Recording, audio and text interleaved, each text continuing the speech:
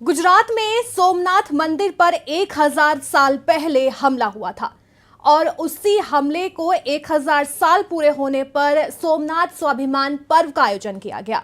इस पर्व में खुद पीएम मोदी शामिल हुए थे। उन्होंने रथ यात्रा निकाली थी और इस रथ यात्रा से एक बड़ा संदेश देने की कोशिश की थी, क्योंकि कहा जाता है कि जब भी बीजेपी किसी बड़े कार्यक्रम का आयोजन करती है तो वो सिर्फ एक धार्मिक आयोजन नहीं बल्कि एक संदेश देने का आयोजन भी होता है और वो संदेश राजनीतिक तौर पर बहुत बड़ा संदेश माना जाता है।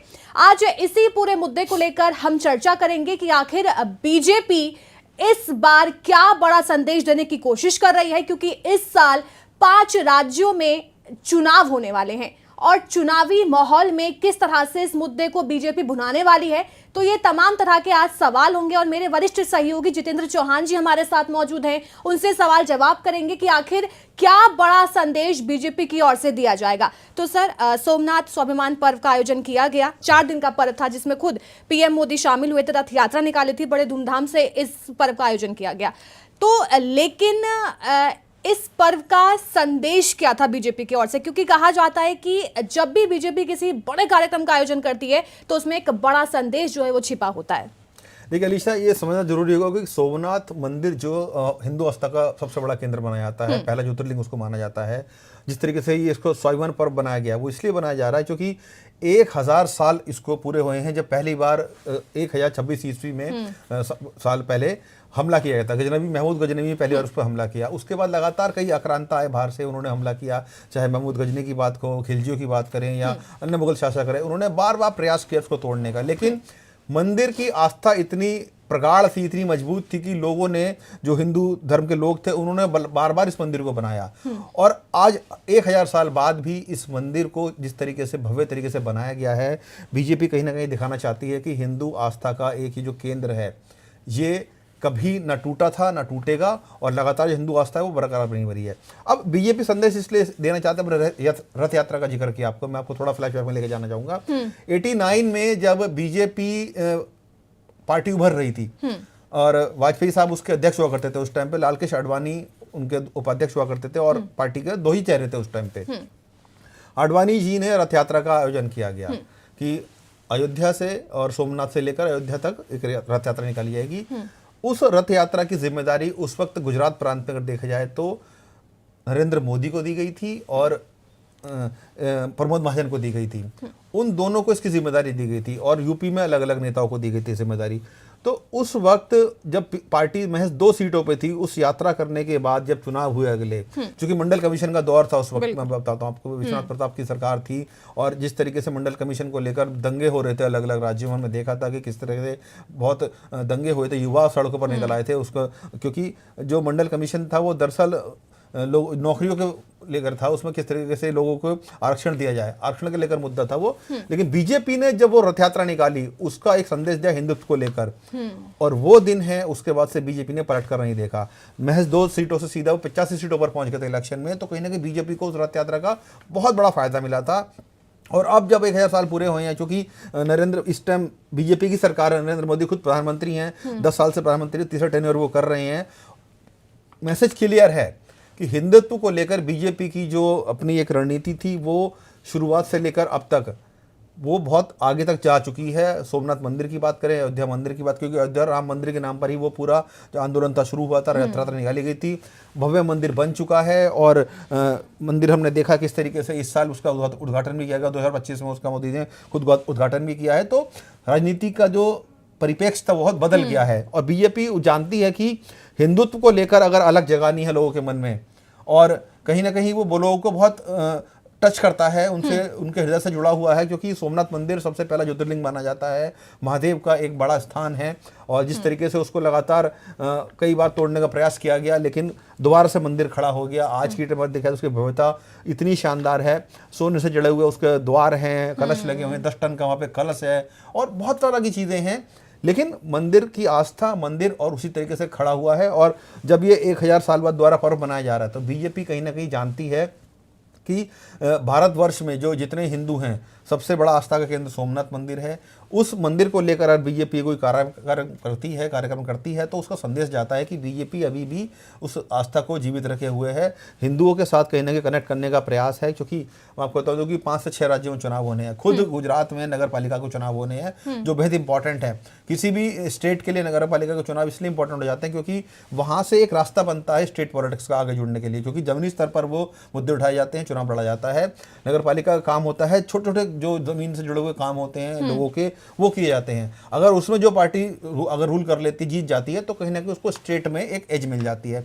बीजेपी पिछले कई सालों से वहां पर सत्ता में है और बीजेपी नहीं चाहेगी इस बार भी, क्योंकि नरेंद्र मोदी का गृह नगर है, अमित शाह का गृह नगर वहां से आता है, वो चुनाव वहां से लड़कर आते हैं अमित शाह, तो वो नहीं चाहेंगे किसी भी रूप में कि कोई भी उनको लूज करे। जो कि हमने देखा है कि गुजरात में आम आदमी पार्टी भी अपने पैर फैला रही है, कांग्रेस तो है ही है, लेकिन क्योंकि चुनाव में जो टक्कर मिलती है हर पार्टी की तरफ से और बीजेपी वहाँ पे हालांकि बहुत मजबूत स्थिति में है, तो वो कहीं ना कहीं जो पूरा पर्व मनाया जा रहा है राजनीति से जुड़ा हुआ है। क्योंकि हमें पता है कि देखिए इस बार बंगाल में चुनाव होने हैं, आसाम में चुनाव होने हैं, केरला में चुनाव होने हैं और कई राज्यों में चुनाव होने हैं, तो कहीं ना कहीं बीजेपी संदेश दे रही है कि जो हिंदुत्व है बीजेपी ने उसको छोड़ा नहीं है, उनको वो आज भी उनको इंटैक्ट करके रखा हुआ है अपने साथ, क्योंकि लोगों की आस्था का केंद्र है। सोमनाथ मंदिर से इस तरह की यात्रा निकालना कहीं ना कहीं प्रधानमंत्री ने संदेश दे दिया है कि बीजेपी आज भी उसी परिपाटी पर चल रही है हिंदुत्व के। सर देखिए, आज से 35 साल पहले लालकृष्ण आडवाणी ने सोमनाथ मंदिर से लेकर अयोध्या तक की पूरी रथ यात्रा की थी, जिसके बाद से खुद पीएम मोदी चर्चा में आए थे। और जैसा कि आपने बताया कि 2 सीट थी, उसके बाद अचानक से 85 सीटें हो गई, तो जाहिर तौर पर उस रथ यात्रा का बड़ा फायदा मिला था। और ऐसे ही सोमनाथ स्वाभिमान पर्व निकाला गया पीएम मोदी की ओर से। तो क्या कह सकते हैं, इस पर्व में जो मुस्लिम आक्रमणकारी थे उसको दिखाया गया है और साथ ही यहाँ पर हिंदुत्व को भी पिरोकर दिखाया गया है पीएम मोदी की ओर से, तो इसका चुनाव में किस तरह से फायदा हो सकता है? देखिए, बिल्कुल जिस तरीके से जो आक्रांता विदेशों से आए थे, उन्होंने सबसे पहले सोमनाथ पर ही आक्रमण किया। जैसे मैंने आपको बताया कि सबसे पहले गजनवी यहाँ पर आए, उन्होंने तोड़ने का प्रयास किया, लेकिन उसके बाद से दोबारा उसको बना दिया गया। फिर खिलजी आए, खिलजी वंश के लोग आए, खिलजी आक्रांत आए, उन्होंने उसको तोड़ा, फिर दोबारा से बना दिया गया। तो बहुत सारे ऐसे लोग थे जो बार बार आते रहे, लेकिन मंदिर में लोगों की आस्था इतनी थी, उन्होंने हिम्मत दिखाई, दोबारा से मंदिर को खड़ा किया, जीर्णोद्धार किया उसका। और अभी जब 1000 साल बाद मंदिर हमने देखा है कि क्योंकि इसमें इतिहास में भी जाना जरूरी है, जब भारत आज़ाद हुआ था उसके बाद से पंडित नेहरू प्रधानमंत्री बने, तब से लेकर राजनीति मंदिर को लेकर हमारे यहाँ देश में हुई है, बहुत पहले से होती रही है। क्योंकि बीजेपी और जो आरएसएस की विचारधारा है वो हिंदू की विचारधारा है। उसके बाद पहले जनसंघ हुआ करता था आरएसएस से पहले, तो आरएसएस माफ कीजिएगा, बीजेपी से जनसंघ हुआ करता था। उनके तमाम जो नेता थे, चाहे वो जब बताते हैं, मोदी खुद ही इसको कह रहे थे, बीजेपी के लोग बताते हैं इतिहास की किस तरीके से सरदार पटेल ने मंदिर को लेकर बहुत सारे कदम उठाए, लेकिन कांग्रेस को रास नहीं आ रहे थे, इसलिए शायद उनको प्रधानमंत्री नहीं बनाने दिया गया। राजेंद्र प्रसाद जो देश के पहले राष्ट्रपति थे, वो मंदिर जाना चाहते थे सोमनाथ में, लेकिन उनको रोक लिया गया, वहां पर नहीं जाने दिया गया। तो कहीं ना कहीं कांग्रेस को ये पता था कि जो उनका वो वोट बैंक है, मुस्लिम वोट बैंक है, कहीं ना कहीं इस तरह की अगर उनके पार्टी के लोग अगर कोई ऐसा काम करते हैं तो कहीं ना कहीं वो छिटक सकता है। और वो इतिहास अब तक दोहराया जा रहा है। हमने देखा है किस तरीके से बीजेपी लगातार ये आरोप लगाती है कि किस तरीके से नेहरू ने मंदिर को बनाने के काम में रुकावटें पैदा की थी। पटेल चाहते थे कि वहाँ पर काम हो मंदिर का, और भी तमाम लोग थे कि काम हो। गुजरात के कई मंदिरों को बनाने का प्रयास कांग्रेस सरकार ने उन्होंने किया था, लेकिन सोमनाथ मंदिर को उन्होंने नहीं बनने दिया। बहुत तरह की चर्चाएं हैं इसमें अलीशा, की जो नेता है अपने तरीके से यूज करते हैं। कांग्रेस को लेकर बीजेपी लगातार आक्रामक रहती है कि किस तरीके से इन्होंने मंदिरों के निर्माण में रुकावटें पैदा की। हमने सोमनाथ का मुद्दा देखा है, काशी विश्वनाथ का मुद्दा देखा है, किस तरीके मुलायम सिंह यादव ने उसमें वहां पर जो लोग थे उन पर गोलियां चलवा दी थी। और राम मंदिर आंदोलन में काशी विश्वनाथ मंदिर को लेकर कितना बड़ा समस्या है, जो पूजा घर है उसको पूजा नहीं करने आया तो मस्जिद बना दी गई, मस्जिद है वहां पर। तो बहुत सारे मंदिर हैं जिनको लेकर बीजेपी जानती है कि हाँ, क्योंकि हिंदुत्व का केंद्र रहे हैं। देवादिदेव महादेव सबके प्रिय हैं और सब जानते हैं कि उनके इतने ज्योतिर्लिंग हैं भारत में, सबसे पहला ज्योतिर्लिंग सोमनाथ माना जाता है। तो उसको लेकर बीजेपी ने जब अपनी राजनीति शुरू की थी, एक तरीके से 89 में रथ यात्रा निकाली थी, तो वो केंद्र बिंदु था उनकी राजनीति का।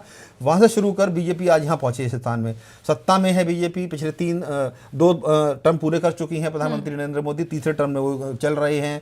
तो बीजेपी जानती है कि उसकी महत्वता उनके लिए कितनी बड़ी है। मंदिरों के द्वारा जो राजनीति बीजेपी को बहुत सूट करती है और वो लगातार बीजेपी कर भी रही है। अब जब 1000 वर्ष पूरे हुए तो मंदिर के द्वारा से निर्माण के लिए तो दोबारा बना दिया गया, पूरा इतिहास दोहराया गया, दिखाया गया है किस तरीके से जो आक्रमणकारी थे भारत आए, मंदिर का तोड़ा गया, फिर बनाया गया, तोड़ा गया, फिर बनाया गया। तो एक इतिहास दोहराने का प्रयास किया जा रहा है, क्योंकि बीजेपी जानती है हिंदू अगर एकजुट रहेंगे तो कहीं ना कहीं बीजेपी को उससे फायदा होगा। और ये एक कवायद है एक मैसेज देने की कि बीजेपी आज भी उसी धुरी पर चल रही है, किस तरीके से हिंदुओं को एकजुट करा जाए और उनका फायदा चुनाव में लिया जाए, चाहे वो गुजरात में हो रहा नगर पालिका चुनाव हो या अन्य राज्यों में होने वाले विधानसभा चुनाव हो। उसका मद्देनजर देखता हो तो एक बड़ा संदेश देने का बीजेपी ने प्रयास किया है कि हिंदू अभी भी एकजुट हो जाएं और कहीं ना कहीं बीजेपी को सपोर्ट करें। बिल्कुल, यहाँ पर हमेशा से देखा जाता है जब भी चुनाव आते हैं वहाँ पर हिंदुत्व की राजनीति हमेशा से देखी गई है। जैसे कि हिंदुत्व और मुस्लिम को लेकर कुछ ना कुछ ऐसे विवाद भी सामने आते हैं। लेकिन सर, जो ये पर्व जो है वो मनाया गया 4 दिन तक, उसे बड़े ही कह सकते हैं कि संवेदनशील तरीके से बनाया गया। उसमें खुद पीएम मोदी शामिल हुए, एकदम यात्रा बड़ी संख्या में लोग उसमें शामिल हुए थे। तो क्या कुछ चैलेंजेस बीजेपी फेस कर सकती है इसके चलते? देखिए, मुझे लगता नहीं चैलेंजेस तो बीजेपी को गुजरात में कुछ ज़्यादा मिलेंगे इस यात्रा के दौरान। सपोर्ट भले ही बढ़ जाए, लेकिन चैलेंजेस तो मुझे लगता नहीं है कि कोई गुजरात में इसको दे पाएगा या दूसरे राज्यों में भी दे पाएगा, क्योंकि लोग कनेक्ट करते हैं उससे सीधा सीधा। लोगों की आस्था के केंद्र हैं इस टाइम। मंदिर जो हमारे देश में हैं वो लोगों की आस्था के केंद्र हैं, चाहे वो सोमनाथ हो, अयोध्या हो, काशी विश्वनाथ हो, बांके बिहारी मंदिर हो या मथुरा जन्मभूमि विवाद हो। बहुत सारे ऐसे मंदिर हैं अलीशा जो लोगों की आस्था का केंद्र हैं और बीजेपी उनको टारगेट करती है। जब बीजेपी टारगेट करती है तो कहीं ना कहीं लोगों के समझ में आता है कि हाँ, जिस तरीके से नुकसान पहुंचाया गया मंदिरों को और जिस तरह की ज़मीनें हड़पी गई हैं या उन पर मंदिर को तोड़कर मस्जिद बना दी गई हैं, तो कहीं ना कहीं जनता के मन में एक सवाल क्रिएट होता है कि हाँ, ये नुकसान हमारे मंदिरों का पहुंचाया गया है। और बीजेपी उन मंदिरों को कहीं ना कहीं ठीक करने में लगी हुई है, चाहे वो जितने भी हमने देखे हैं पिछले पास्ट में, चाहे वो राम मंदिर हो, काशी विश्वनाथ का मुद्दा चल ही रहा है, अयोध्या जन्मभूमि मंदिर में मथुरा में जो जन्मभूमि का मुद्दा है वो चल रहा है, और भी बहुत सारे ऐसे मंदिर हैं जिनको लेकर नए नए बातें सामने आती रहती हैं। तो कहीं ना कहीं जनता उससे कनेक्ट करती है और जब लोगों की आस्था का केंद्र हो, चाहे वो हिंदू मुसलमान हो, सभी अपनी आस्था से जुड़े रहते हैं, वो कनेक्ट करते हैं। और यही कारण है कि इस देश में हिंदू की भी राजनीति है वो बहुत बड़े स्तर पर पहुंच चुकी है। बीजेपी कहीं ना कहीं उसको करना जानती है और हमेशा उसका फायदा भी लेती है। बिल्कुल, ऐसे ही मुद्दे भुनाना बीजेपी बहुत अच्छी तरह जानती है। किस तरह से जब इलेक्शन पास आते हैं हिंदुत्व की राजनीति कैसे करनी है, ये बीजेपी बखूबी जानती है। लेकिन आने वाले चुनाव और आने वाले रिजल्ट बताएंगे कि आखिर सोमनाथ स्वाभिमान पर्व का बीजेपी को कितना फायदा हुआ है।